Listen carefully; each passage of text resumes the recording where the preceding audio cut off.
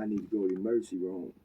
And they was calling up there, and I was calling my family, telling them they hadn't given me my medicine. They had turned off the. Well, I was on a feeding tube because they had a G tube that they was feeding me because I couldn't eat solid foods or even eat. Um, so uh, they would come. I was supposed to stay on there for 24 hours, 24/7. Uh, and they ended up coming in, turning it off, and wouldn't turn it back on till the next morning. And I'm starving because that what they was feeding me was liquids, and liquids don't really do anything for you. You still hungry, even though it's going in you 24/7. But for them to turn it off, I was starving, and I was telling my family about all this. So they got the police and the ambulance and got me out of there. And I went to another hospital. And then when they ran all the tests on my heart and everything, um, they said that they didn't find anything. And so I ended up uh, telling them that I was afraid for my life and I can't go back there.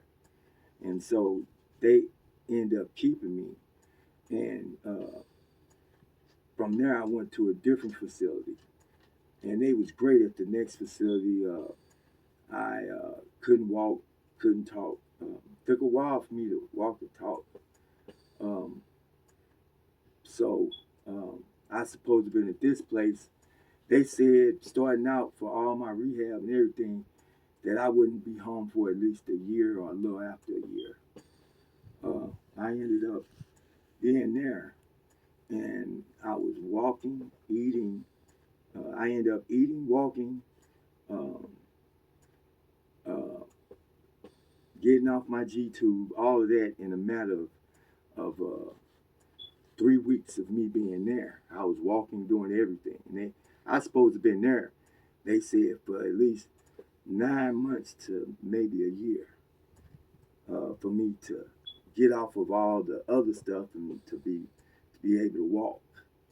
Um, so I ended up being there for 1 month, totally 1 month. And I was home. I had told my family this was in October when I got there. And I told them that I would be home by the end of October. And no one can see it because I wasn't even walking when I told them that. I wasn't even eating when I told them that I'd be home by October. I was talking, but it was at like a whisper. I still have those moments where my voice is not good and I don't sound like myself because of the trach being in my throat.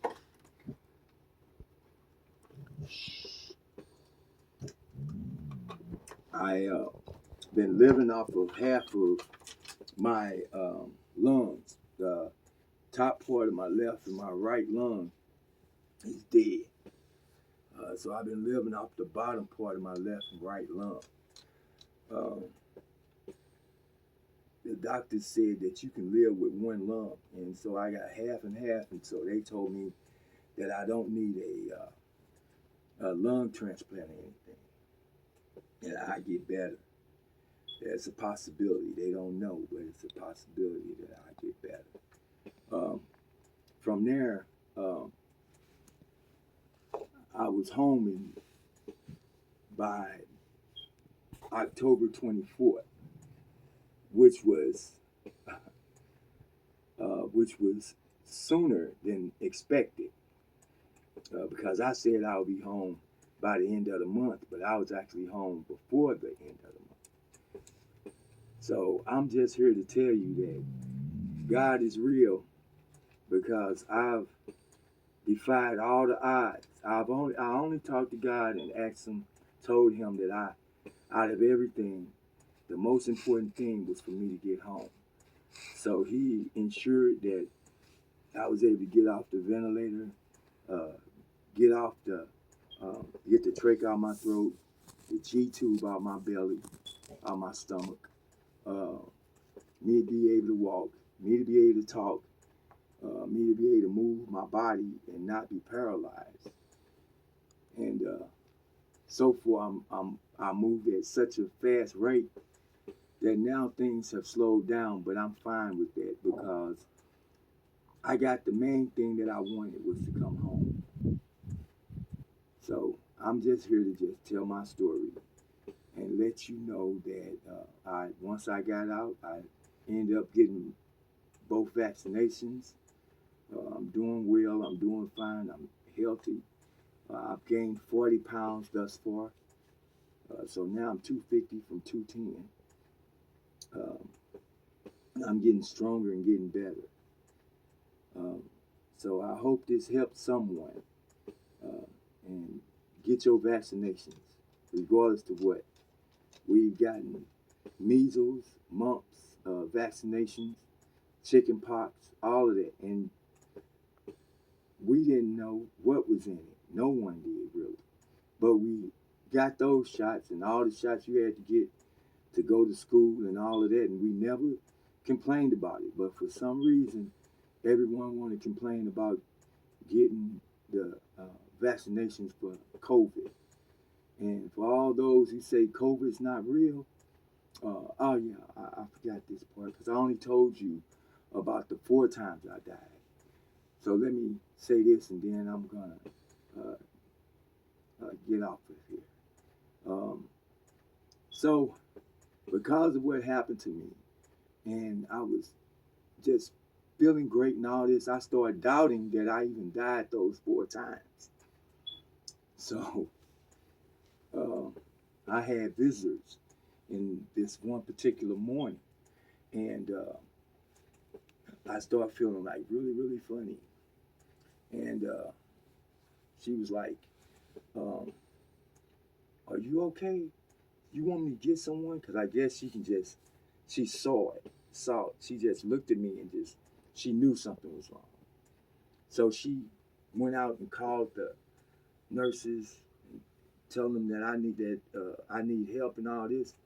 And they came in, and it ended up being about 15 people in my room. I ended up dying twice in front of these people. I coded twice. So they called my daughter and told her to hurry up because I had already coded twice. I remember them saying, "Keep your eyes open, keep your eyes open." And I couldn't keep my eyes open.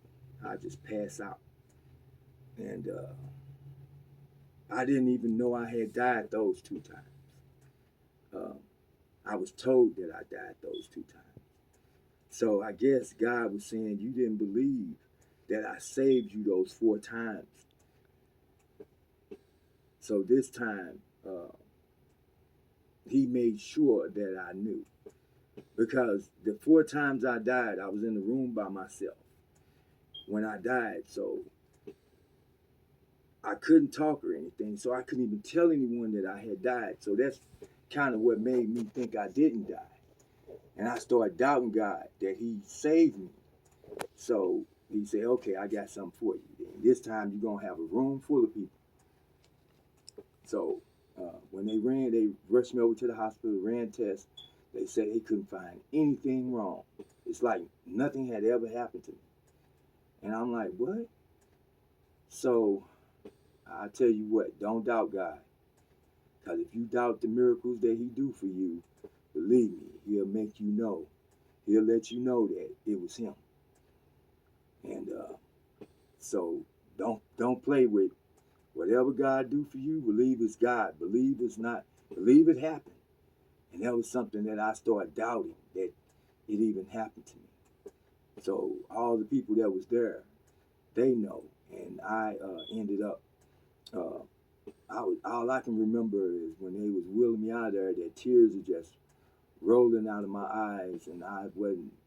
They were just rolling out so fast that it was almost like drowning my ears. And if you ever cried laying down, you'll know what I mean.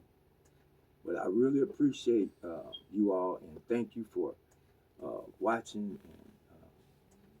and paying for you to listen to what I had to say. So hopefully this helps someone. Thank you.